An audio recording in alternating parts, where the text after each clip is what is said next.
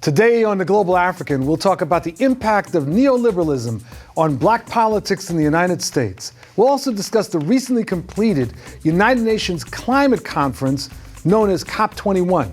That's Today on The Global African. I'm your host, Bill Fletcher. Thanks for joining us again.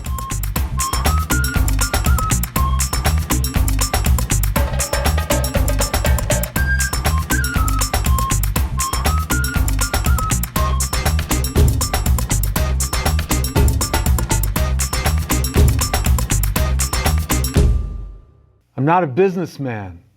I'm a businessman. Our next guest argues that this Jay-Z lyric summarizes a shift in black politics over the last several decades.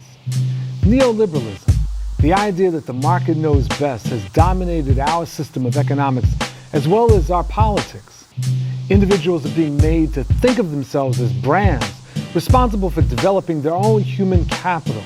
Hallowed institutions like schools and churches increasingly behave like businesses, prioritizing market values like production and efficiency. This is all in an era where, non-coincidentally, we are facing historically high levels of income inequality. On this segment, we're going to look at neoliberalism's effect on black politics and pop culture, as well as the politics of hustling. So stay tuned. We're joined by Professor Lester Spence. Professor Spence is an associate professor of political science and Africana studies at Johns Hopkins University. He specializes in the study of black, racial, and urban politics and is the author of the recently published book, Knocking the Hustle, Against the Neoliberal Turn in Black Politics, and that's what we're going to be addressing today. Welcome, Doctor. Thank you for having me. Oh, our pleasure. Absolutely. Welcome back. It's good to be here. It's really good to be here. So I'm excited about this book. But let's start with terms, because in most of the rest of the world, people understand the term neoliberalism. In the United States, for a variety of reasons, people don't. Yeah. So when I'm talking about neoliberalism, or when most of the rest of the world talks about neoliberalism, what they're talking about is kind of a set of institutional arrangements, public policies, and kind of common sense ideas that proposes that the market be the standard by which every institution and every aspect of human life be organized around, right? Mm-hmm. So when I'm talking about this to brothers and sisters, to black brothers and sisters, the term I'll use, or the line I use, is from Diamonds from Sierra Leone, the remix with Kanye West and Jay-Z. And he has a line in there where he says, "I'm not a businessman, I'm a business man. Watch me handle my business." Damn. Is that idea that individuals should try to structure their lives to be as entrepreneurial as possible and to become something akin to enterprises. Similarly, if you look at schools, churches, governments, the idea is that they should be structured like businesses, right? So it's the destruction of any real notion of society. It's the destruction of what we think of as a society, and it's the destruction of the concept of the public, right? The whole idea of a public good kind of falls out. So, we can think about people like Milton Friedman. The Economist is one of the architects of that. What about in Black America? What happened? What are you focusing on that took place in Black America? So what happens in general, like around late 60s, early 70s, the world economy in developed countries basically falls out or bottoms out. And a whole set of policies that basically provided for a safety net in the United States and other countries, those policies get posed as having caused the problem. So what we need are a new suite of policies that basically get people to take responsibility for their own stuff. Welfare is replaced by workfare. Supply side economics, or the idea that we need to significantly cut taxes, that we need to restructure governments, that we need to make cities more entrepreneurial. That gets rolled out.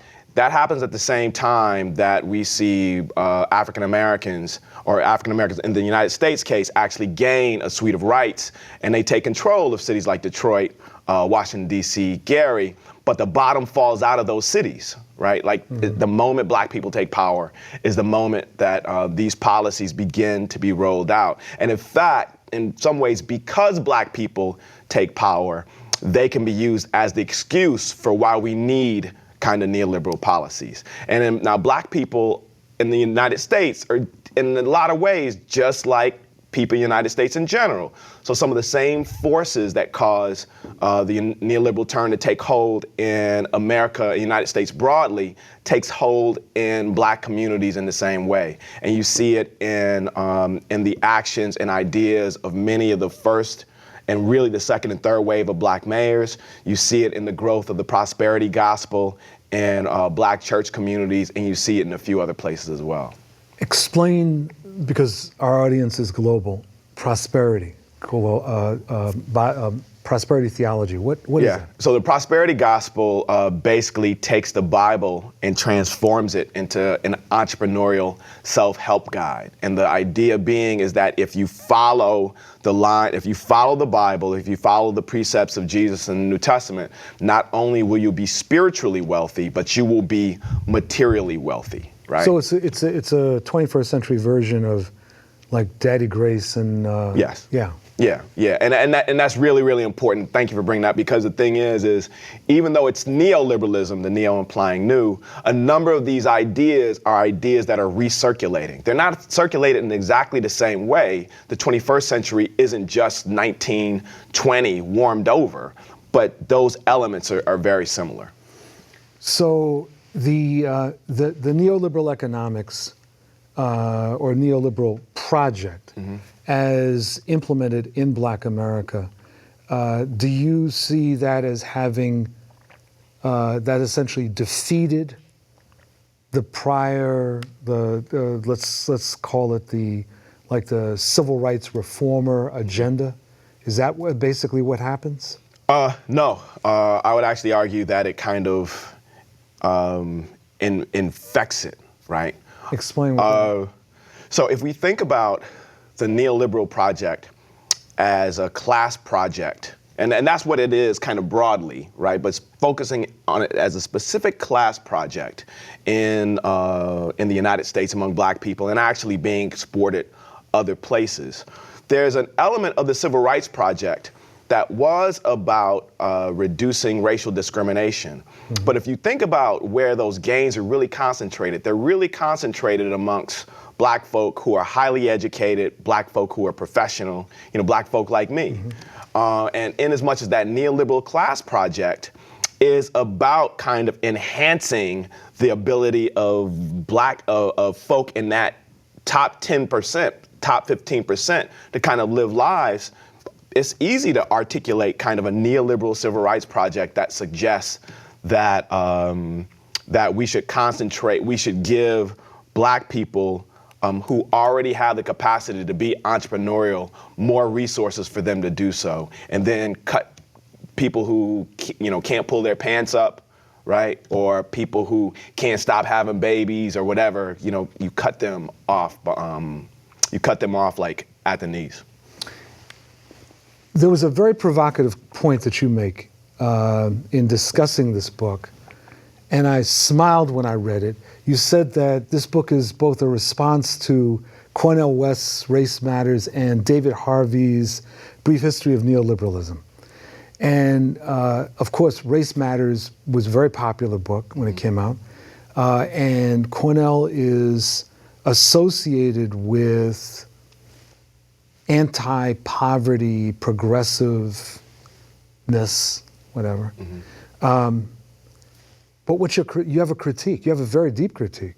Yeah, and I had this critique back when I was a kid, right? So Race Matters, really quickly, what it does, what it's really good at doing, it's a really, really, really short book, right? And within that short book, it communicates a lot of dense ideas about black leadership, about black politics, et cetera, right? And I wanted to see if I could do that with good politics. The challenge with that book, there are a couple of challenges. One challenge is what he articulates as the most important problem facing black America is black nihilism. This is right after the Rodney King riots, right? Explain what black nihilism, what does that mean? Oh, black nihilism is basically the pervasive loss of love like kind of self-love in Black communities that comes basically after kind of the post and after the bottom falls out of the economy, starting in the 70s, taking shape in the 80s and the Reagan, what we used to call the Reagan-Bush era.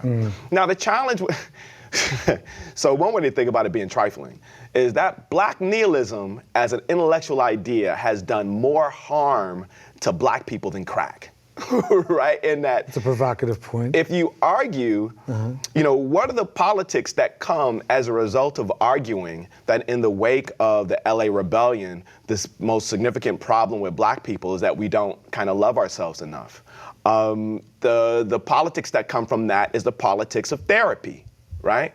Instead of the politics of organizing. Right? And as far as analyzing where our problems are when we're analyzing, we're not analyzing political economy, we're not taking institutions seriously, we're not talking about the structural forces that's decimated unions, that's brought the red line into the 21st century. We're not talking about any of that stuff. What we're talking about is what do we have to do to, you know, where is the love, right? Like that old school song, where is the love, right? So that's what I wanted to, that was my response to Cornel West. Now on the other side, you have David Harvey. And David Harvey, his work on neoliberalism is really, really, really important. It's incredibly important. But if you read that book, right, there's no mention of racial politics in there. And you can't talk about the turn towards neoliberalism in the United States at the very least without talking about racial politics. It's not possible, right? It's not that class creates the conditions for racial politics. It's that class and racial politics work together. There's a reason why whites who suffer tremendously from the neoliberal turn consistently vote for it, right? Right. And Harvey totally ignores that. So I wanted to talk about the way racial politics creates the conditions by which the neoliberal turn can take place, but then drill down deep in what this means for Black politics, right? And then the responses that Black people have to make that already take for granted that Black people kind of love one another.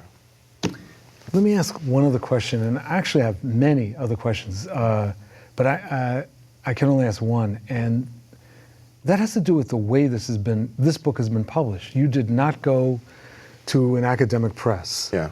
Can you say a little bit about how and why you made that decision and what the publisher's thinking is? Yeah, so I went with Punctum Press. Punctum is a small, radical press, independent, and it has really, really liberal digital rights management. So for those of you who are interested, if you know, right now it's gonna cost like $5 for the PDF, and you can give that PDF away, and then in 6 months, the PDF will be free.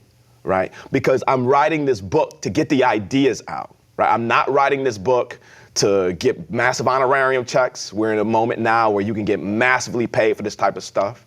I'm not writing this book to, you know, I wanted to see if I could kind of take the writing of the book and the publishing of the book as a political project. Right, so thinking about the academic aspects. I'm a card-carrying academic. I don't consider myself a scholar activist. That's another term I have a problem with.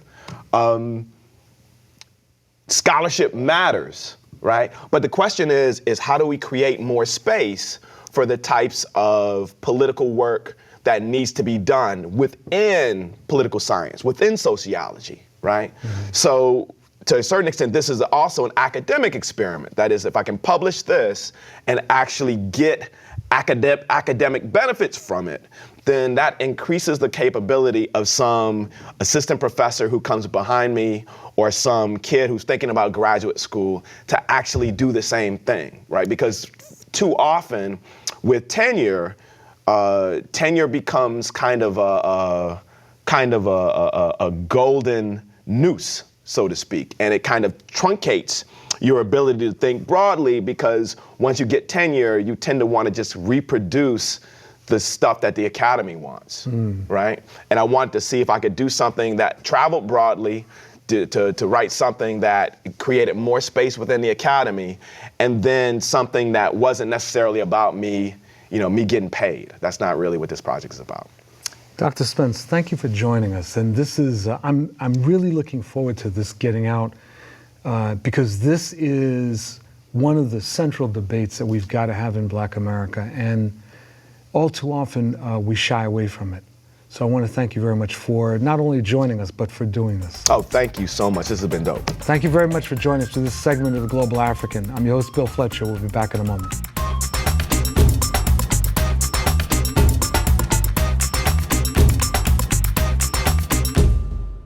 The United Nations 21st Conference of Parties, what's called COP21, recently concluded in Paris, France.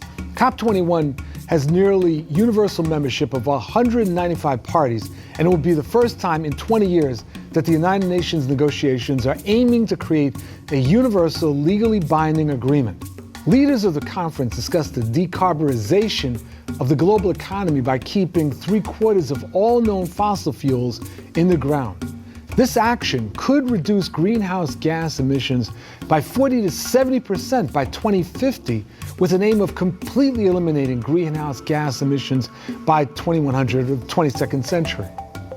Germany and France have spearheaded a push for a reform to lower the proposed threshold for temperature rising. Initially, it was stated that the globe should not warm above 2 degrees Celsius, but discussions are currently taking place to lower the aim to 1.5 degrees Celsius. This difference will be the difference between the security of 1.5 million people's lives currently inhabited on small islands who face bigger threats from global warming. Saudi Arabia leads a group of countries who are trying to weaken global climate language. As the world's largest oil producers, producing 21 million barrels a day, the country has a vested interest in maintaining the status quo. We're going to pursue this critical discussion in the next segment. We're joined in this segment by two environmental justice activists. We have Wahleah Johns, who is with the Navajo Nation.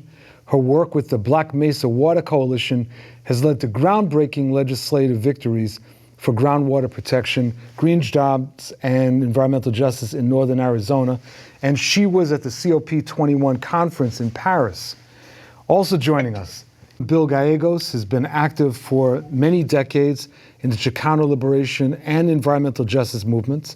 Bill is currently active in the Building Equity and Alignment Initiative, a collaborative project between grassroots environmental justice organizations, green groups, and philanthropy, whose goal is to build the capacity and leadership of the grassroots sector. I want to welcome you both to The Global African.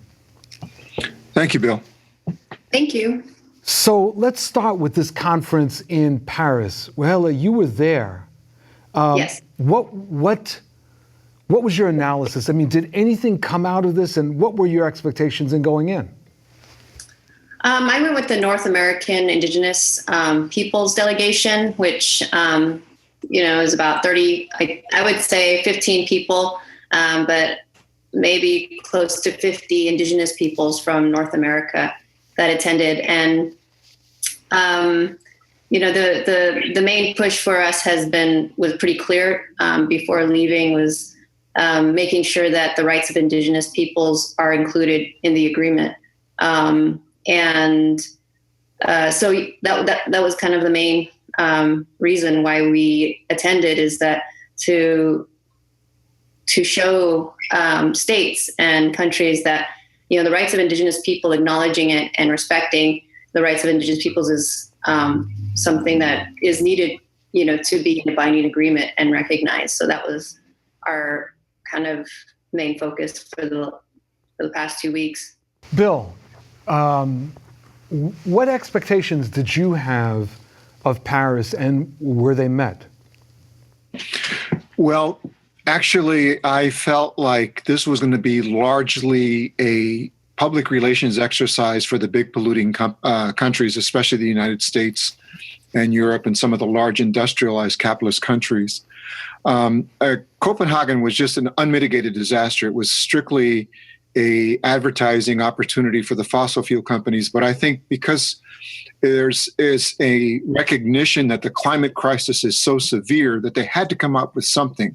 So I think there is going to be some kind of agreement that comes out of Paris, but I think it is largely going to be a meaningless agreement that, if anything, ratifies only market-based solutions to the climate crisis, such as cap and trade programs, such as the deforestation programs that Wahleah referred to, the RED program, which is basically a program for removing indigenous peoples from the lands as offset programs for large polluting corporations. For example, the large industrialized countries have said that they have created a climate fund of $100 billion, but the countries of the global south have said, well, we haven't seen it. What is this, an IOU? We're not seeing anything.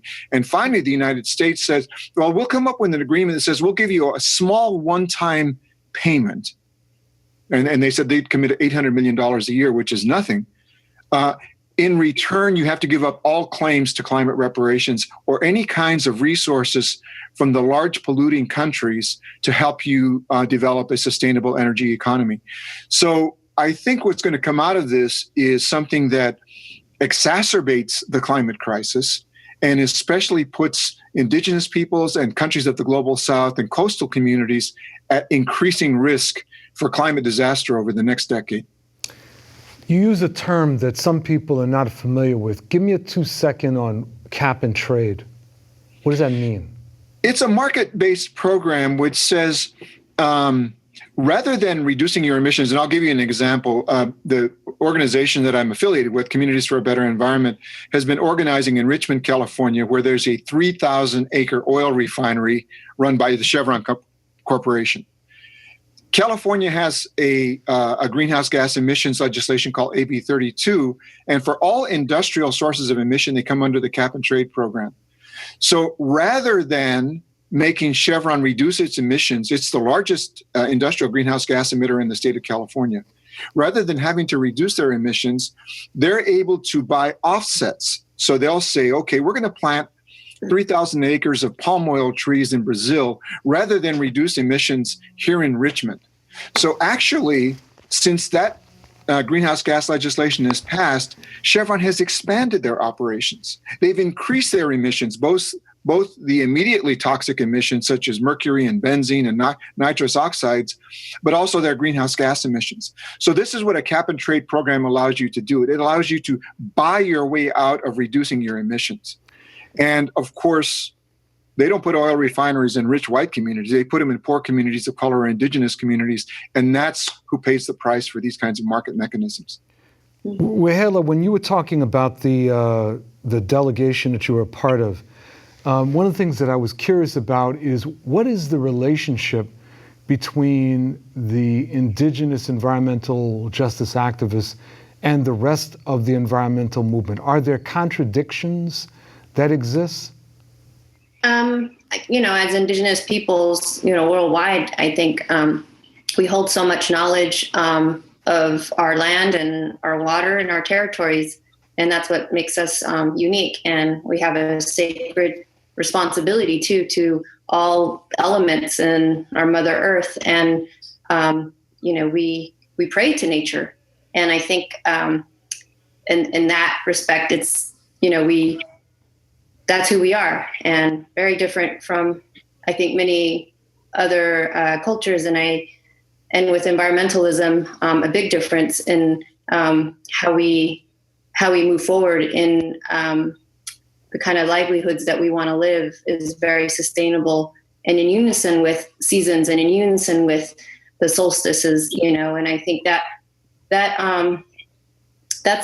that's our strength. And we know as communities that are on the front lines of, like Bill said, of extraction, we bear the brunt of climate change, but also we bear the brunt of the polluters, the people that have, did the, mining coal, mining oil, mining gas. It's all in our communities. So how does that orientation differ from others in the environmental movement? Well, I think it's, what Wahleah was saying is really true, that the environmental justice movement in this country has to acknowledge that it began with the indigenous struggle 500 years ago against colonialism. And those are the shoulders and that's the tradition on which our movement rests and which we have to respect. And I think the big green organizations come out of a very different tradition. It's a conservation tradition, a tradition rooted in the more privileged sectors of society. And their general orientation has been to accommodate and work with the existing status quo. So their focus is a lot on lobbying, on legal advocacy, and they've often been willing to accept the corporate framework for approaching solutions to the environmental and climate crisis in this country. And this has caused significant contradictions. So it was the big green groups in California, for example, some of the big green organizations, such as the Environmental Defense Fund, that were the strongest advocates for market-based solutions to for the greenhouse gas legislation in California, even though the environmental justice community said there's a better way to do this, through a tax program, through taxing the polluters, to regulating the polluters, which would guarantee emission reductions, especially in those communities that bear the heaviest burden of the fossil fuel infrastructure, and would ensure that the big polluters pay for the cost of this transition to clean energy. And we were defeated in that effort. And largely the environmental cover for that was some of the big green organizations who said, well, you have to look at the bigger picture. And we said, well, in Richmond, the bigger picture is people can't breathe. The bigger picture is horrendous cancer rates. The bigger picture is every kid has an asthma inhaler. So the picture we care about is human beings and Mother Earth. And that's where the contradictions have often come in. I want to thank Wahleah Johns and Bill Gallegos for joining us for this segment of The Global African. Thank you so much, William. Okay. Thank you. All right. You all take care. And thank you very much for joining us for this episode of The Global African. I'm your host, Bill Fletcher. Appreciate you joining us.